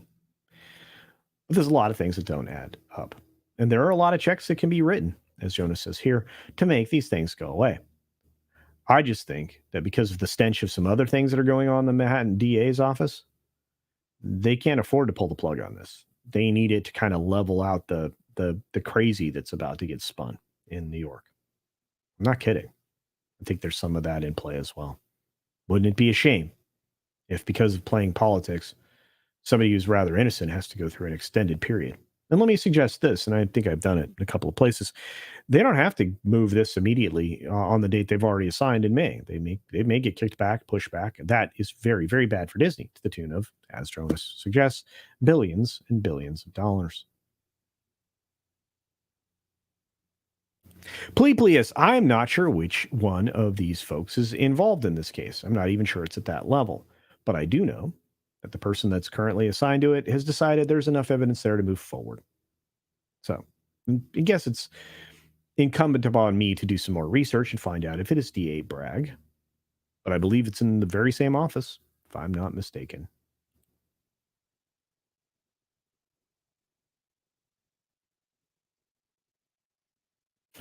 Yeah, the Pelosi doctrine, which is brand new, by the way, Majors is going to get his chance to prove his innocence, I'm sure. Yeah, I hated the way she worded that statement. She's really a knucklehead. What did Jeremy from the Courting call her? Something not very nice. Kind of rough. Yeah, this is exactly right, Forbidden Ruin, and I couldn't explain it that explicitly, so I'm just going to leave this up here on the screen for a moment so you can peruse it.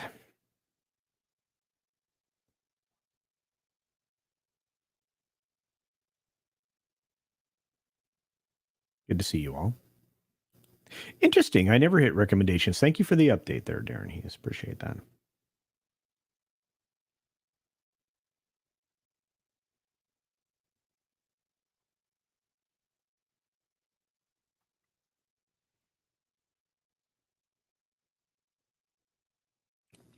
All right. Mexican Ironman. Thank you, my friend, for a $10 super chat. I appreciate you, Mikey, very, very much. New show, Culture Casino 911, where culture live streams while roaming the streets of LA with a camera for on-scene real-life celebrity arrests in Hollywood. I would love to do that. I know this was supposed to be a joke, Mikey, but I would love to do that. You know, I would. I'd love to travel the streets and do on the on-site coverage of events. It'd be a good time. Or entertaining for me. I know it's very dangerous. I mean, it's more and more dangerous as time has gone on, which is kind of concerning, especially in Florida. Holy cow. See what happened to that poor reporter on air? Good Lord. Whew. My buddy Mockany sends me a super chat. It's a super sticker. Thank you, bud. Look at him. Bubblegum curls. I love those images, dude. Keep it up, man. We need to hang out against it. I really do appreciate it. You're a good doobie. And yeah, I love the little Shiba Inu dog hugging a heart. You guys are great. Thank you for your support, folks. Appreciate it. Kevin Feige, and by extension Disney, wanted a black person as the face of the MCU. Wouldn't surprise me if that were exactly what was going on. Bozeman died, so now Majors is that face. Smells like virtue signaling. I think it's interesting. And again, I mean, observationally, he seems like a very good actor. My only question is, what does this do? I mean, Creed 3's out of studio films now, or out of cinemas, or coming out of cinemas now, or it's already on streaming, I should say. The earnings are down appreciably. I think it's only like sitting at 5 or 6 million for this weekend, projection wise. I don't know. Do I believe? The problem is I look with a very skeptical eye at all castings. I don't think anybody should be cast on that basis. I think they should be cast for the character. And I think, you shouldn't artificially create things that weren't in the original source material either, but I don't get to pick. But I think that a person's skin tone in this situation doesn't matter at all. It wouldn't matter if it was if they were, let's say Brolin, right? The Thanos actor. None of that matters. We just have to look at it and evaluate it and see where the truth lies. Somebody's going to get to that, whether it be the DA through a jury trial or something else. But that's an awful lot of charges to carry. There's more than one. Captain Phantom Nerd for $10 says, new show. Mexican Iron Man shows his love in a new Alf show. Thank you, Captain Phantom Nerd. I agree with you. And that $10 super chat is brilliant. I love it. I can't wait to see Mexican Iron Man, the incredibly influential YouTuber. I mean, have you seen how many streams this guy's on? How many things he produces? This guy, he's a YouTuber's YouTuber. The guy is he's top tier. And having his own show with Alf, I think it'd be incredible. And Kitty Bear, I'm with you. For Jonathan Major's sake, I really do hope it's not true. Yeah, I don't want Disney to get their comeuppance this way or have another problem there. You know what? You're right, Paranoid Android. There's a lot of Hollywood intrigue there.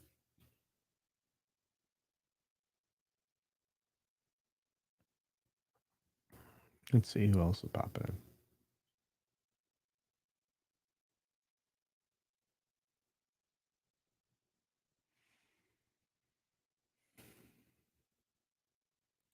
You are fine, Michael Gonzalez. You are not scary.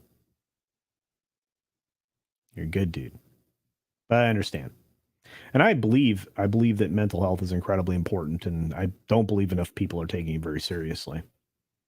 It's leading to a lot of frustration and confusion, things like that. And I think that that's unnecessary. I think we should be in a position where the people who need to get help in that way get it right away. And if there's pharmacology that would help, I think that's also something that that can be beneficial. And I would know from family members. Darren Hughes for a $10 super sticker. Thank you. No, thank you for being a wonderful mod and a great human being, and for the super sticker of a Shiba Inu saying thank you, which I love. Those super stickers are so cute. You guys know I love that Shiba Inu dog. Oh, well, thank you, Jonas. Switched me over to you on autoplay, and I ain't complaining. Well, I'm glad you're here, brother. I appreciate your support, really. Dude, keep doing what you do. Jonas, you're just crushing it, bro. Love it.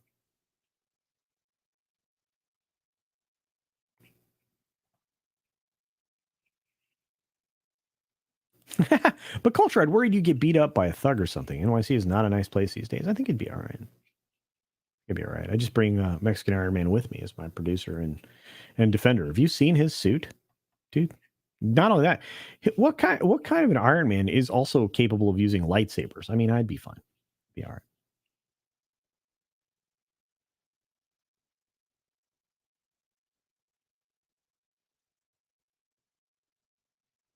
Hey, there's the Peter Venkman fan site. Good to see you. Good to see you. Oh, wow. Death Angel Shadows here. Oh, and hail, cultural hail to you. Oh, you guys are great. Tim's still here. You guys are awesome. Thank you for the support, folks. I know I'm running a little bit into one of the Friday shows, but I'm sure they're just in intros right now. Yeah, we're very close to 100. Only 10 more likes. If you hadn't hit the like button, please do. When I finish here, I'm going to have some lunch. I need some lunch. I'm kind of hungry. Toxic Man Flu is here for $5. Says, Jaffo told me you were having a sleep therapy session. Well, you're probably already asleep, Toxic Man Flu. So, sorry I didn't get to that sooner. Oh, I know when I go long enough, I actually get Canadian Spider-Man over here. I'm not drunk. It's weird. I take alcoholic beverages off in February, and it's interesting. You lose a lot of weight because that's a lot of sugar, carbohydrates. It's wasted in your system. Adult beverages, and you get better sleep. So. Hey, low spec, what's up, Darth Poopy?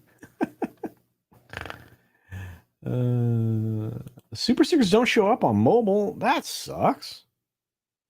It's no bueno. All right, I've talked long enough. Is there anything I missed that you guys wanted to mention before I tap out for the day? Monkey Jeebus, I told Mads I'm not watching his show. I'm watching yours because you are live and not a lazy pre-recorded show. What's happening there? Is he pre-recording things? If he's doing it with the girlfriend, I forgive him. But thank you for being here, Monkey Jeebus. Love you, dude. I'd love to support Matt. He's a good guy. Like him. Viva Riva is a film from the Congo, not Nigeria. I'd still highly recommend it as a good low-budget action film. I'll have to check that out too. Frankie, thanks for being here, brother. I really appreciate you. Take care. Keep doing what you're doing. I know what you're doing. Keep it up. Love you, man. Anything interesting happened this week? Well, there were a few things. What is up, Turtle Man? Hi. You feel better, Shellbach? Shellbach used to be on my panel on Sundays when I was doing that show. I don't know what else to talk about, folks. I mean, I kind of exhausted a lot of things. We kind of talked a little about what the box office is going to look like. Had discussions around earnings and revenue. Okay, my son is not going to bed until we hit 100. Oh boy! All right, paranoid Android. But I feel like you're gonna see maybe another swing at 1 billion globally because of Fast X, and that one might do well. That's May 19. The one that I think is going to completely flop, and I could be 100% wrong, and I'm not sure if you guys have the same sentiment, but I think the Little Mermaid live action is going to have a problem. I think it is.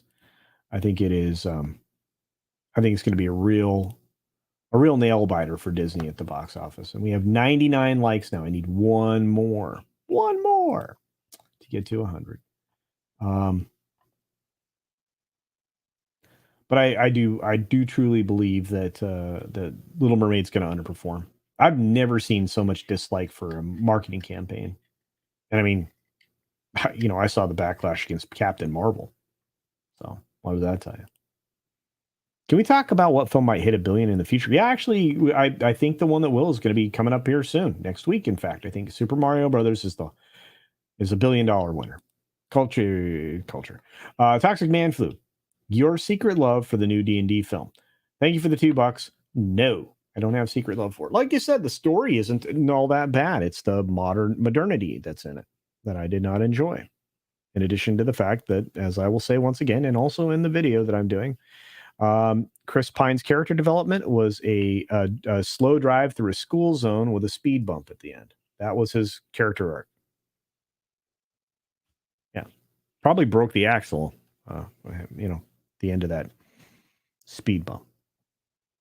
Anyway, thank you also very much for getting me to 100. You are the best, David Glenn, Darren Hughes, and of course the man who said not to go to bed till after words. We got Paranoid Android there. Good to see you.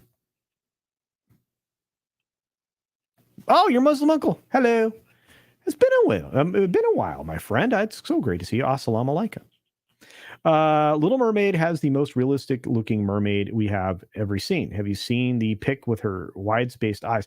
It's very strange. She's an exotic looking human being anyway. And I've seen some things I think were photoshopped that I couldn't believe. But oh, Taylor, I'm sorry. You're right. I didn't pop over into the live stream over on Rumble. Woof. I don't know why I wasn't looking at that chat. Thank you for that, Taylor. I appreciate your support there, my friend. I can't wait to hang out with you again. It's been a minute, buddy. A lot of you guys I don't get to see as often as I used to. I don't know why. I'm Robin Leach, and I don't know why. Sorry, just popped out. Very strange. And for some reason, I'm not finding my own show. That's not good news.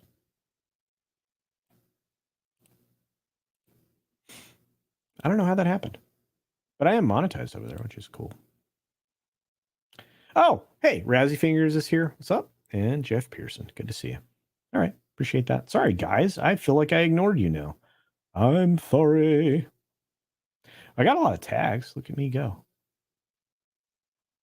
And BR27 says hail. And BR27 also says D&D looks bad. And BR27 is correct. All right. Sorry about that. I love it. I wish I could keep up with everything. I need a producer. I have to hire somebody for that job. I have, you know what my budget is? $0. $0 for a producer. Does the actress have Wartenberg syndrome? The Little Mermaid girl, Bailey? I don't think so. By the way, Halle Berry, I know a lot of people don't really like her rendition of the classic songs, the Menken songs, but I think she has a good voice. So I really wish they would have just cleaned up all this CGI at the beginning. She's part human, part hammerhead. Eek.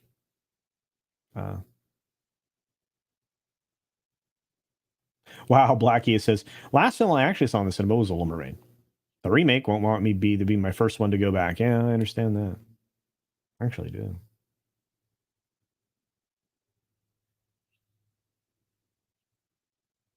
Champagne wishes and caviar dreams. I'm Robin Leach and I don't know why. Sorry. Used to say that all the time. Lawrence from across the pond sounds like Robin Leach. There you go. Culture Casino ignores the chat, says Captain Fennemer. Clearly I do that. You work for tequila. Dude, I don't know if I could afford your tequila budget, Canadian Spider-Man. I think that's going to be kind of hefty. X-Wing! How's it going, buddy? I hope you're doing well. You better be at one of these meetups we're getting together at. I'm going to get mad at you. We got to hang out and do this thing. I got to get you on a stream. Maybe I can pull you into the Sunday Culture Review on Sunday. We're going to have Jason Sandberg over there talking about his comic book, Jupiter. That'll be good. I think that'll be good. It's good to see you, X-Wing.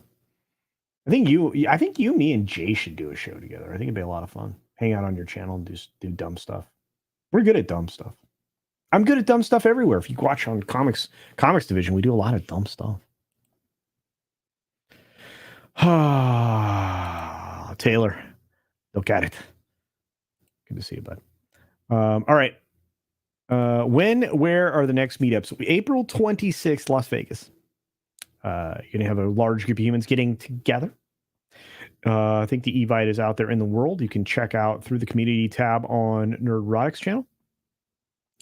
There is a Texas one coming up in Dallas. There's potentially a Chicago one that we've been planning, maybe a Colorado one, and for sure, obviously, Orlando. So there's many opportunities here, and I assure you, I will make you aware of them as I know. But I think this particular one coming up in April is the 26th, if I'm not mistaken. So that period around there is when you want to meet up with humans. I will be there myself for a few days. And I'm going to be bringing a road case full of equipment so that I can do some live streams while I'm there. I think I'll be able to do it with my buddy Shagsworth and maybe a few others. So I'm very stoked about that. I continue to agree with you, Sci-Fi from ETV. Kansas City would be a lot of fun if you could find a safe place, which, much like Chirac, that might be hard to do. Wow. I love Tennessee. You could drive into Orlando. It's not that long a drive. I've done it. You could get there. Come on, Death Angel Shadow. It's worth it. Where is the meet in Canada? I don't know. We should probably do one up there. It's just really cold. You guys have bad weather to us Americans. At least those of us who live in the southern part of the United States. I'm just kidding. I don't know. That seems like a good idea. Maybe Krista would know how to get that together. Being a Canadian, there's a lot of Canadians here, like Canadian Spider-Man and many others. I'm happy to go to Canada. Oh, Canada. Yep, that's correct. The FNT Vegas Millennium Fandom Bar, April 26th. Thank you very much, Radioactive, and that's what I thought. Nobody comes to the Northwest. Dude, people get killed there. I don't want to accidentally step on a needle or something weird. I'm just kidding. I don't know. They would probably get protested, to be honest with you, Shelllock. I mean, there's no political tolerance there at all. You can't drive to Orlando. Although I have from Boston. The USA government will not me in as of now. That's changing. End of May. We hope.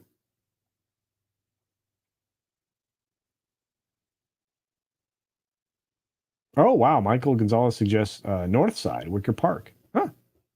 I don't know. Raquel suggested Edmonton for a meetup. Rod Thunderheart is keen. I would love to go. I can get into your country easy. Got passport ID cards, all kinds of crap.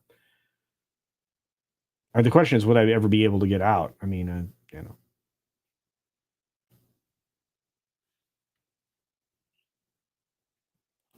That's true. Don't believe anything you read tomorrow without much verifications, because it is April Fool's Day.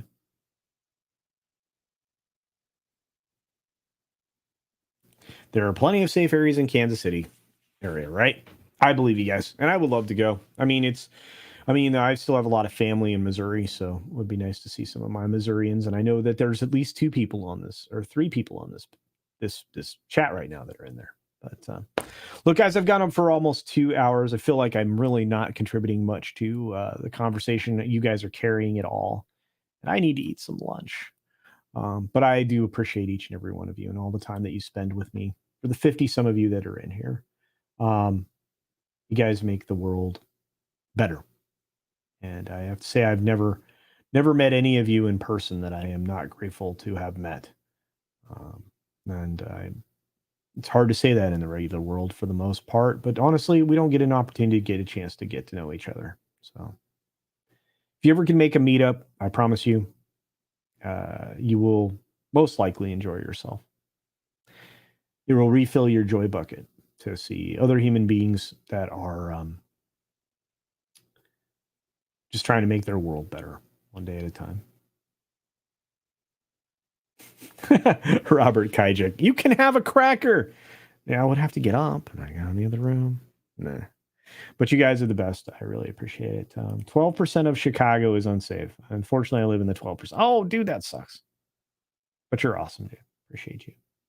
Anyway, I'm going to let you go with the normal. I'm going to play one of the clips I should have played about 74 times during all those super chats. I'm really bad at that. You know, Drunk 3PO, when he adds a member, we get Rose Tico every time. Me, I get like 17 super chats and I only do this.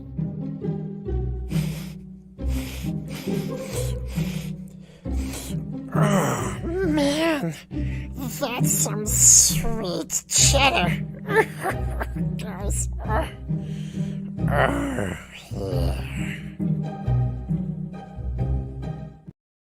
That goes out to everybody.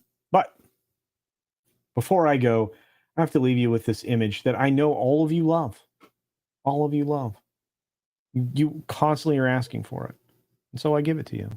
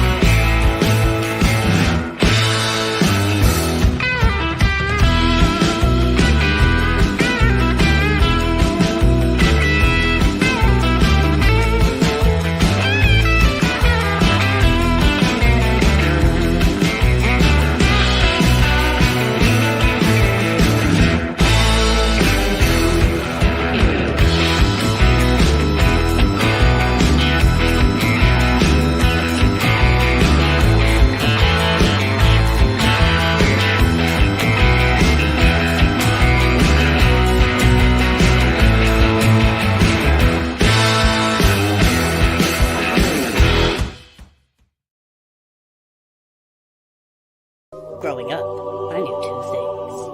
That I wanted to be on YouTube and have luscious hair.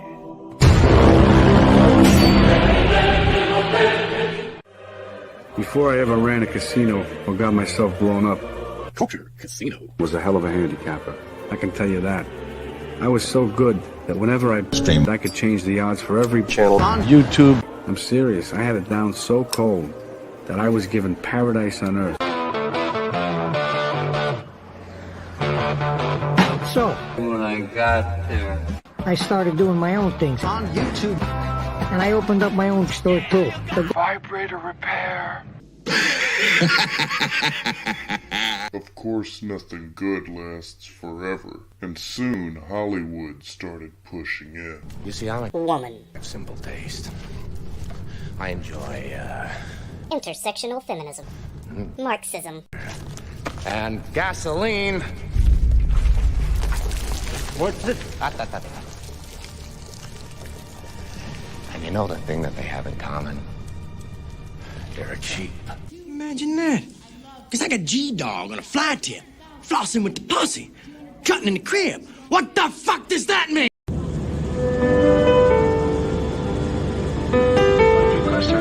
Be seated this time. We're landing in about 1 minute. Thank you.